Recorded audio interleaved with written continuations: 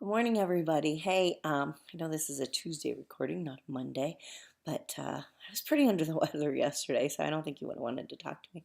Uh, excuse me. Anyway, just a quick overview of a number of things happening this week. The first is um, the continued work on your capstone essays. I reviewed all of your introductions, at least those of you that turned in introductions. And I saw some really good stuff, and I saw some promise for some good stuff. It was clear that some of you spent a little more time on them than others. Make sure that you keep in mind that's your grab, that's your hook, that's what's going to compel your reader um, to be interested in your subject matter, to continue reading. So really flesh that out, develop it. Take more than just a paragraph. Take a couple of paragraphs to move your way into the subject matter.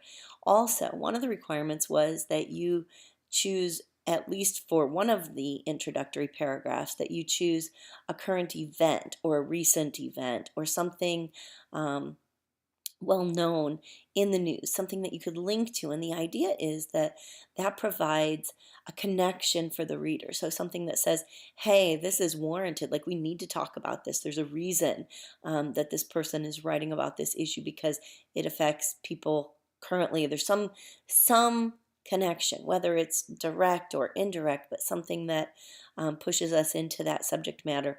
And several of you did not complete that option. I'm not requiring you to use that necessarily for the essay, but I want you to at least play around a little bit with it. I think it helps us develop and understand through a connection that is warranted now why this issue needs to be spoken about. It also gives you a nice segue or transition into your particular position on the topic. So work in that direction.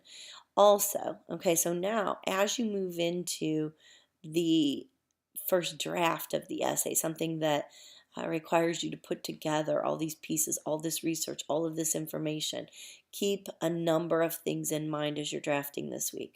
First of all, you have to have a clearly identifiable direction. All right, as you build your way into your position and your argument and your evidence, make sure that you are linking, like connecting. Make those connections clear for yourself and then, of course, for your reader. So every paragraph has to have a purpose. Every point of support needs to be connected to the significance of the overall essay. Um, I like when you use anecdotal evidence coupled with statistical or logical evidence. You're more than welcome to use some emotional appeals. You just want to balance those, right? I mean, everything has to remain in that logical vein. You can't ignore evidence. You can't pretend like if you don't agree with it, it doesn't exist.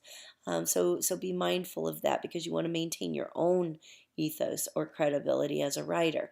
And you're building that ethos, that credibility, by relying on experts in the field to bolster your position.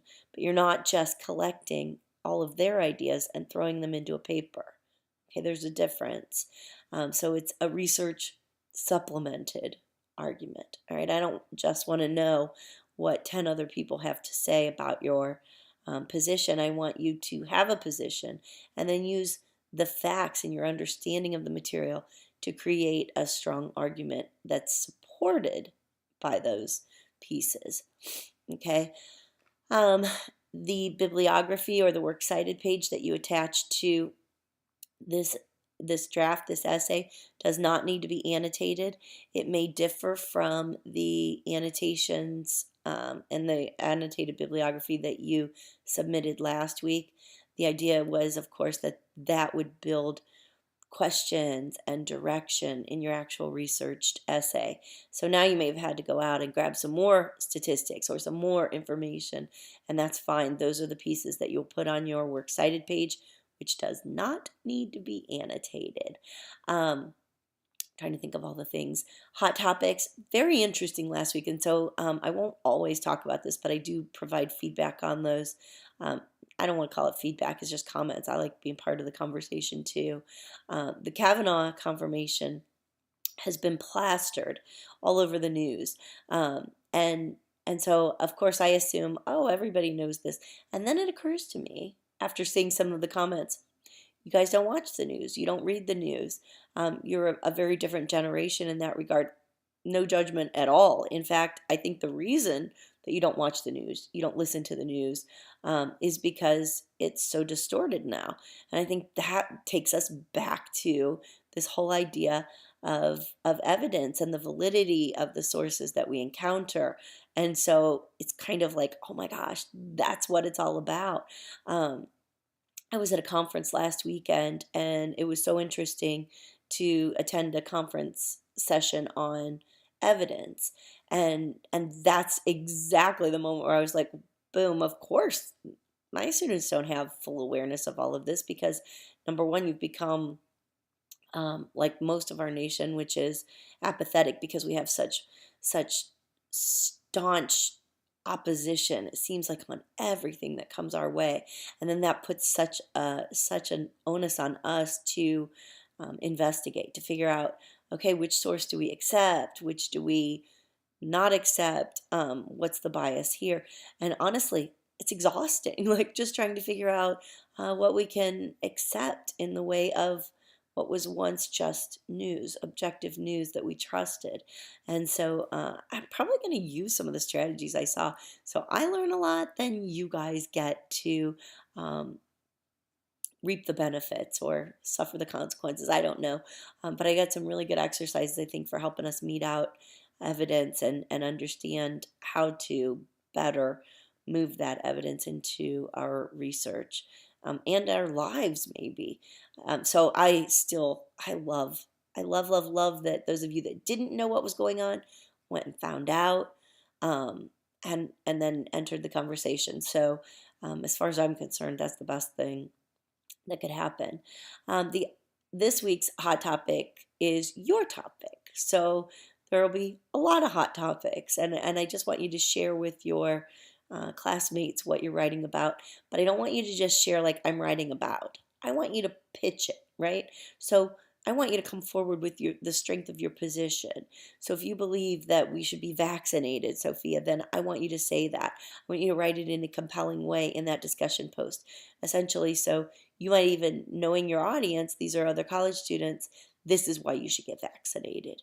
Okay, target them and make your pitch according to that.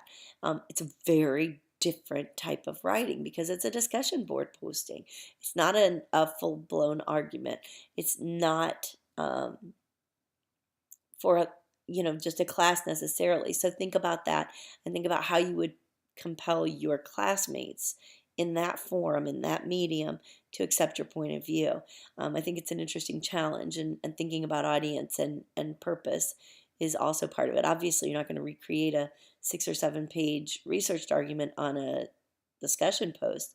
So, what are you going to pull out of that to persuade your audience, your classmate audience, to accept your position? So, I'm excited to see those as well. I want you just to spend the week working on the draft. This is going to take some time, and I want you to take your time on this. I want you to build that argument effectively. Choose the introduction that you think will best push your reader into your argument. Um, Elaborate on it, dramatize it a bit. Think about what makes that topic interesting and what makes your audience interested in your topic. Okay, so connect on that level before going in to fully develop and blow up your take on the position. Okay, I will be around all week. If you have any questions, by all means, you know how to get in touch with me. I may post another video later this week, or at least I'm going to point your attention now to the module on the capstone or researched argument. Take a look at integrating source material. Take a look at organizing the essay. These are all really important links to help you shape the actual essay. Okay, so keep working in that direction. Have a great day. Welcome to full fall, almost winter, possibility of late snow on Sunday. Talk to you all later.